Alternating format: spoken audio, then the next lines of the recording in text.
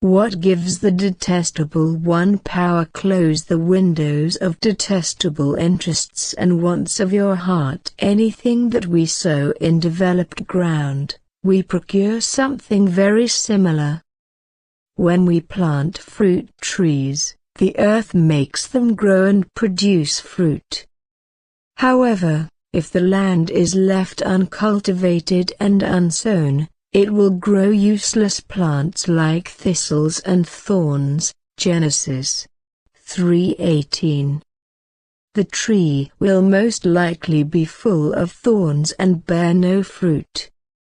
The soul is the same way. We will receive the same attitudes from it, regardless of what we teach it. Assuming we keep organization with great individuals, pay attention to otherworldly instructing and follow it, incorporating its statutes, our spirit develops ethics and becomes helpful. However, our soul becomes irrational and out of control, sprouts evil passions, and produces the stings and thorns of its own and the body's death, namely sins, if we take pleasure in bad company and ignore spiritual instruction. Love for the world is the root of all evil, while love for God is the source and foundation of all virtue. Enmity toward God is friendship with the world. Therefore, whoever will be a worldly friend is the enemy of God. James 4:4. If a man loves the world, he does not love the Father.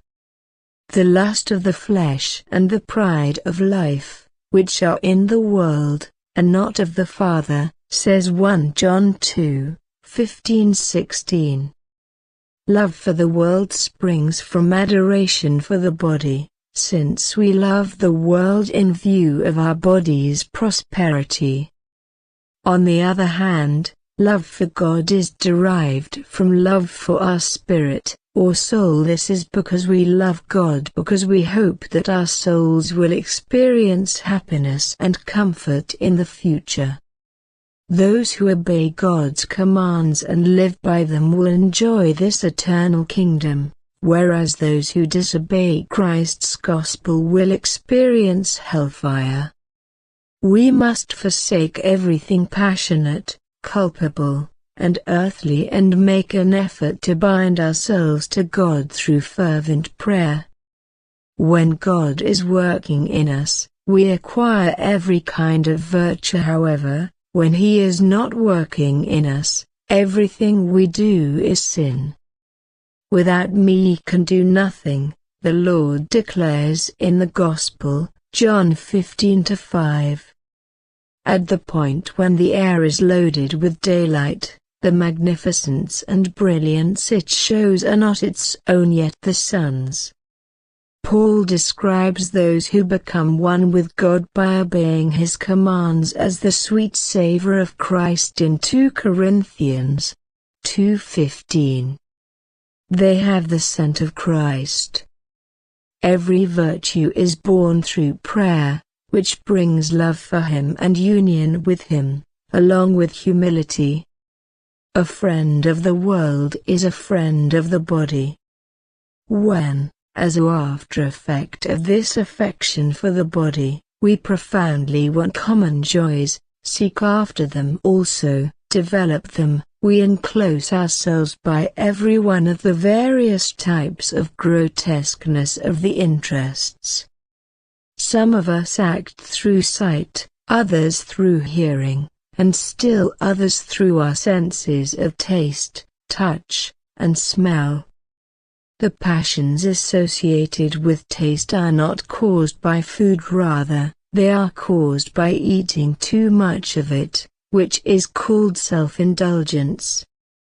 Gluttony, delicacies, excessive drinking, and drunkenness are these passions. When the stomach takes in an excessive amount of food, it moves it quickly through the digestive system and gives evil plenty of fuel to burn.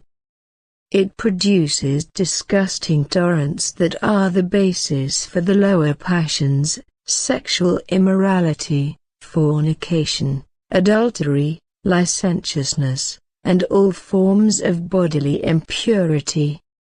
Individuals in the hold of such interests embellish themselves apparently, however internally they wear the appalling veil of disreputable indecencies.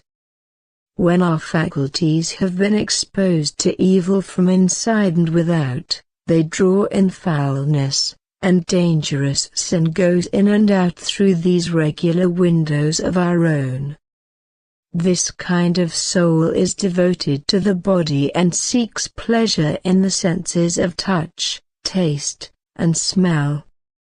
This leads to a love of money and an obsession with it, which in turn leads to theft, extortion, and all forms of greed. In addition, conceit, low self-esteem, and arrogance are evils that bring pleasure and passion to those who love the world. Further interests are the craving to, if it's not too much trouble, individuals, vanity and pride. The joy of the soul that comes from God and all things divine is pure, devoid of passion, and devoid of suffering. Paradoxically, this world offers pleasure normally joined by torment. The pleasure is accepted by our body, but the pain is not. People who are shackled by love for their bodies are unaware that the world is, by its very nature, a place of both joy and pain. They are unable to comprehend that the world they adore should be completely ignored, and when they are dissatisfied with the suffering that is inherent in the world, they blame one another whenever difficulties arise because they are unaware, like people fighting in the dark, of the reason for their misfortune. Anger, hatred, strife, enmity, and a wide range of bitterness fueled by naivety are all examples of abusive behavior.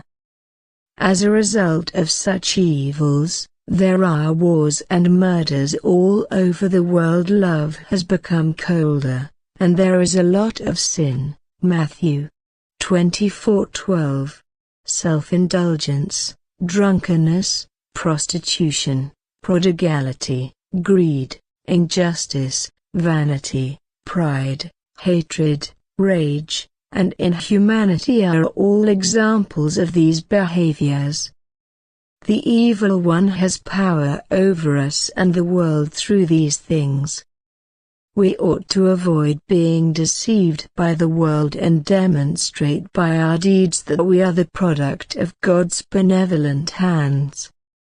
By doing this, we will make the most of the time we have now and reap the rewards of eternity when the time comes.